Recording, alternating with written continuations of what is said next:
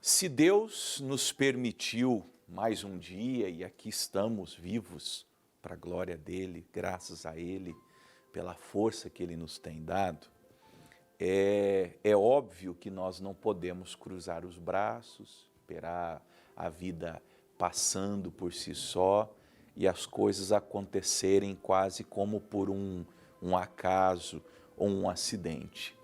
Na verdade, tudo nas Escrituras Sagradas mostram a nossa necessidade de produzir, de plantar, de semear, de construir, de edificar.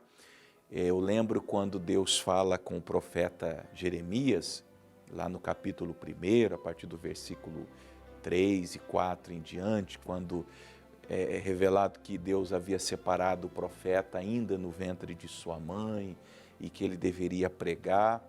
Aí nós lemos que Deus deu ao profeta Jeremias autoridade para edificar, para colher, para construir, para derrubar também, se fosse o caso. Em outras palavras, ele não podia ficar de braços cruzados, ele tinha que produzir.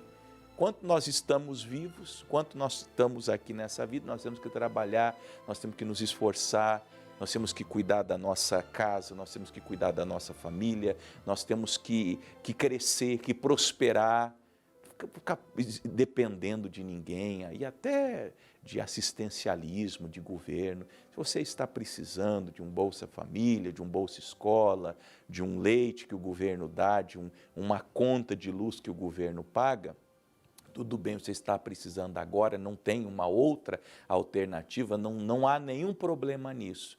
Mas você tem que dizer no teu coração, eu vou trabalhar e vou conseguir o meu pão com o meu suor, com o meu esforço, com o meu trabalho, com o fruto das minhas mãos.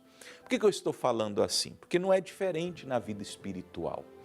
Aqui em Filipenses, vamos abrir as nossas Bíblias, na carta do apóstolo Paulo aos Filipenses, capítulo 2, do verso 12 ao 16, o apóstolo Paulo, acerca da vida espiritual, está praticamente exigindo dos filipenses que eles façam alguma coisa.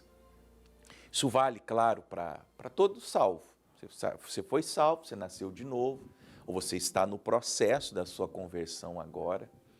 Faço um adendo, pastores então, obreiros, pessoas da obra de Deus, ainda mais. Nós temos que crescer, nós temos que evoluir, nós não podemos parar no tempo. Às vezes eu fico assim muitos anos sem ver um pastor, e é um comentário sem o cunho do julgamento, mas um comentário que eu quero fazer para você entender. Fico muitos anos sem ver um pastor, não ouvi mais aquele pastor, não tive nenhum contato com ele. Aí, de repente, eu o encontro. Aí eu vejo a mesma conversa, não evoluiu, não melhorou, não cresceu espiritualmente. Olha, geralmente até o contrário, porque as pessoas que não estão avançando é porque elas estão paradas, elas não estão remando. Então, geralmente, uma pessoa que está parada, ao invés de melhorar, ela está piorando. Infelizmente, tem sido assim. Mas vamos ler, que vai ficar melhor a partir da leitura. O apóstolo Paulo escreveu assim: de sorte que, meus amados, assim como sempre obedecestes, não só na minha presença, mas muito mais agora na minha ausência, assim também operai a vossa salvação com temor e tremor. O Paulo era um pastorzão, aquele pastorzão presente, que fazia todo mundo orar, colocava todo mundo para jejuar, para evangelizar, para ler a Bíblia. Eu fico imaginando como seria gostoso ser parte da igreja do apóstolo Paulo. Que ele não deixava ninguém parado, atividades, e todas elas de cunho espiritual. Então era um homem que sempre estava motivando as pessoas a buscarem a Deus, a examinarem as Escrituras, a viverem o Evangelho. Só que ele foi embora.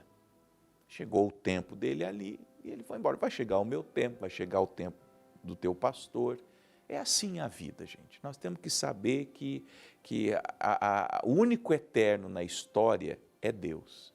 As palavras de Jesus permanecerão depois de céus e terra terem passado. Mas o resto, tudo é um ciclo. Tudo na vida é um ciclo. Eu fico, às vezes, olhando as pessoas que acham que as coisas são eternas. Nada é eterno. Teu casamento, por exemplo, não é eterno. Uma hora, um de vocês vai partir, vai embora. A não ser que vocês morram juntos, e eu conheço pessoas que morreram no mesmo dia, um vai ficar viúvo, o outro vai embora. Seus filhos, você tem filhos, aproveite o máximo que você puder aproveitar, porque eles vão crescer, vão casar e vão embora. A sua filha, seu filho, vão conhecer uma pessoa, vão se apaixonar, vão preparar as coisas, vão pegar a mochilinha deles e vão cair no mundo. E é assim, essa é a vida. Hoje nós estamos aqui, amanhã não estamos mais. O amigo do Paraná está aqui agora, amanhã eu posso ser amigo de, sei lá, o amigo da China, o amigo do Japão, o amigo do Afeganistão, não sei de quem eu vou ser amigo. Então, nos aproveitemos enquanto podemos aqui. Por quê? Porque tudo é cíclico e chegou o dia de Paulo ir embora. Só que o que ele está exigindo, cobrando desses irmãos? Que do mesmo jeito que eles obedeceram na presença dele, enquanto ele estava ali como um agente motivador, agora na ausência dele, ele esperava muito mais. Muito mais. Aliás, a responsabilidade de operar a salvação estava neles, nos filipenses. Eu fico pensando, veja, ele não deixou aqueles irmãos abandonados. Possivelmente ele manda um pastor para lá. Ele nem menciona esse pastor na altura do tempo que ele escreve a carta. Ele está, na verdade, confiando mais na membresia do que no próprio pastor, porque ele sabe também que aquele pastor atual não vai ficar ali muito tempo, ele pode ser transferido, ele pode ir embora, ele pode ir para uma outra missão. Então, independente dele, Paulo, do pastor atual, do pastor que pudesse vir, dos pastores que vieram depois, aqueles irmãos deveriam, na ausência deles, operar a salvação com temor e tremor. Como isso, pastor? Eu sempre falo que nós temos só 3 caminhos da vida espiritual.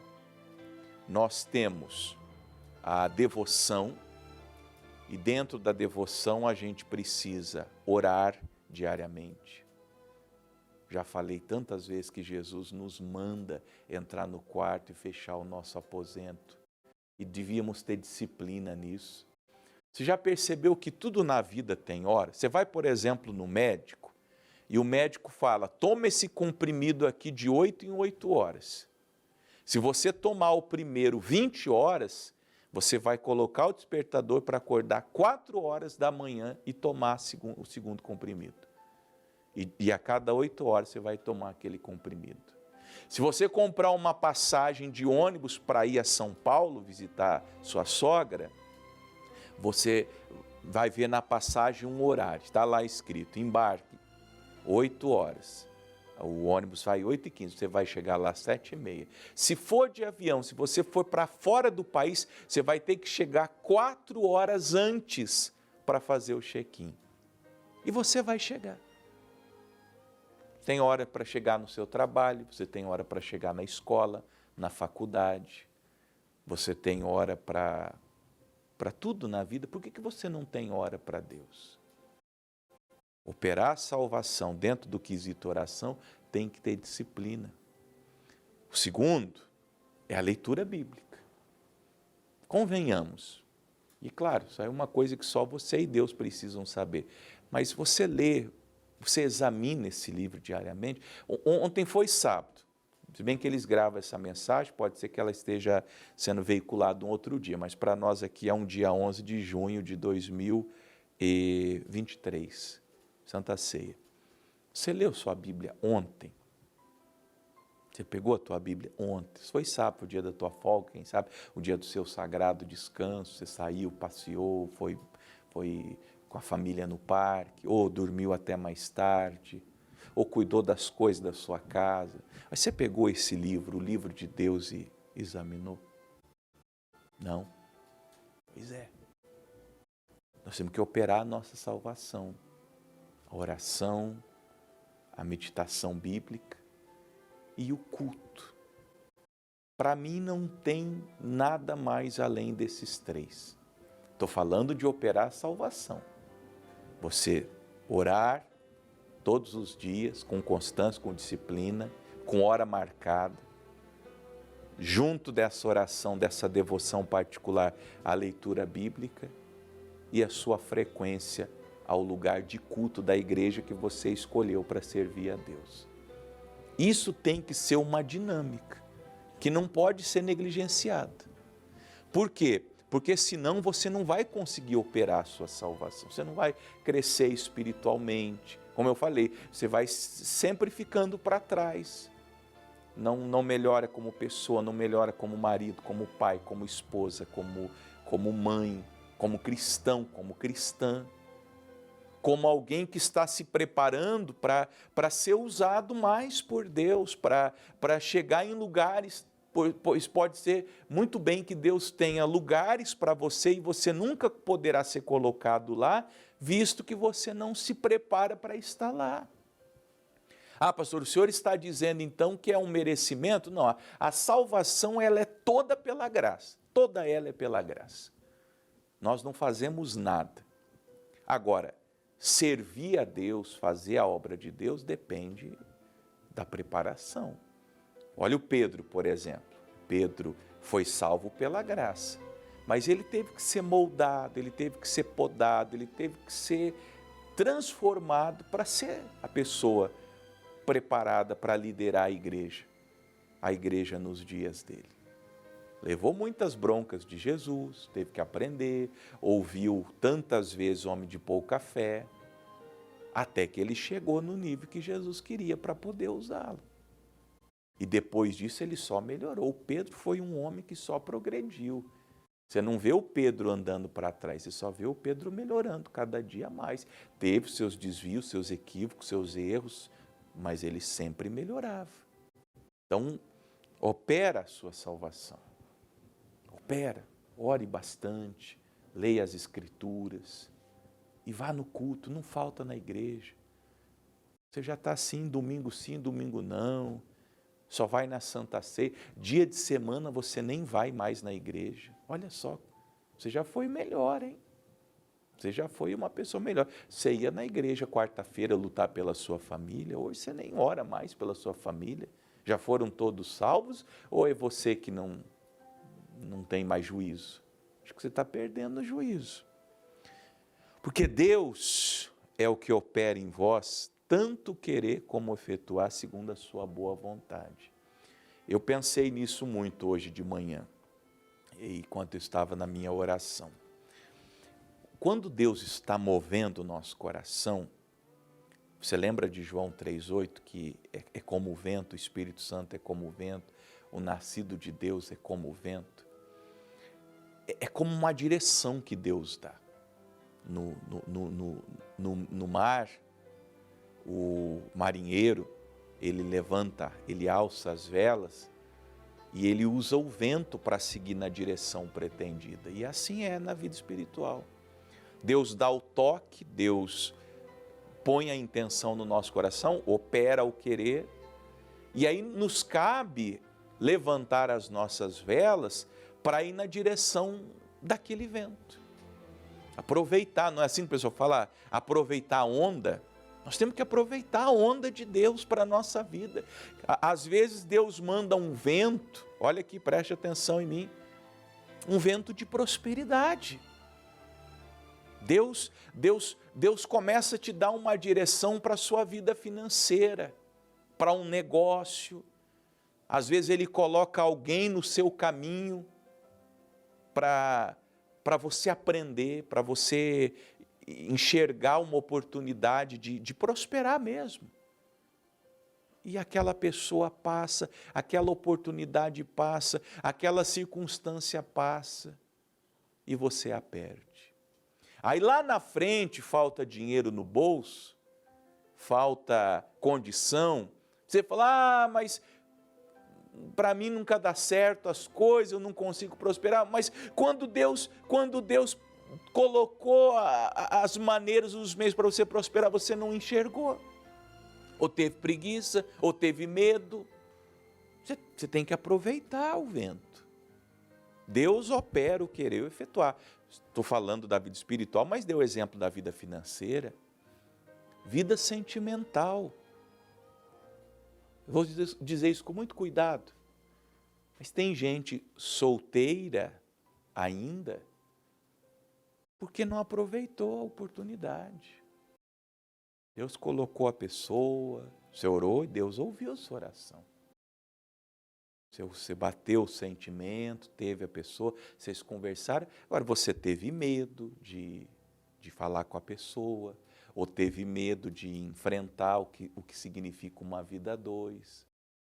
Ou, que é o que eu vejo muito nesse meio, você se achou a Gisele Bündchen, não é? E aí você queria como que é o nome do outro lá? O Brad Pitt. Você se achou a Gisele Bündchen, que você não é, e ficou esperando o Brad Pitt. Ou o contrário, você se sentiu aí o Brad Pitt, ficou esperando, e não deu. E não está dando, mas você vê, o sentimento nasceu, a circunstância foi criada, a pessoa apareceu, a possibilidade existiu. Aí nessa área o pessoal brinca, né? A fila andou. E quem sabe outra pessoa está com aquela pessoa que você poderia estar. Não vai mais atrás dela, agora você já casou, já... Como se diz, perdeu o mané, é o que o pessoal fala por aí. Agora, você tem que aproveitar as oportunidades. Deus opera o querer na gente. Deus dá vontade. A vontade de ser um pastor, a vontade de servi-lo, a vontade de agradá-lo, a vontade de prosperar, a vontade de se casar. Está aqui, ó, no coração. E Ele faz isso segundo a sua boa vontade. Vontade de Deus vai sendo revelada nos nossos corações, nós vamos entendendo. Por isso que ele começa dizendo, opera a salvação de vocês. Tem que orar, tem que ler a palavra, tem que ir à igreja. Você vai se envolvendo com as coisas de Deus, de repente você vai sendo dirigido e levado. Faça essas coisas todas sem murmurações nem contenda.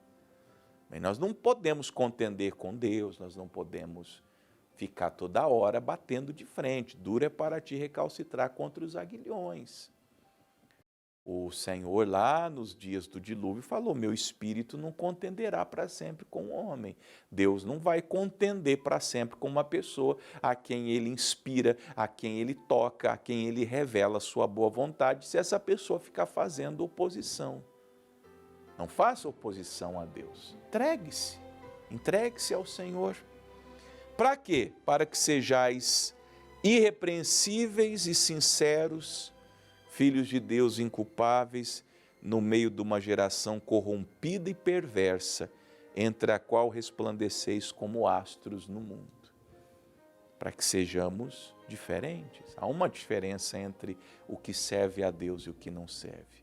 O que não serve a Deus é dirigido pelo Espírito mau, nós temos o Espírito Santo.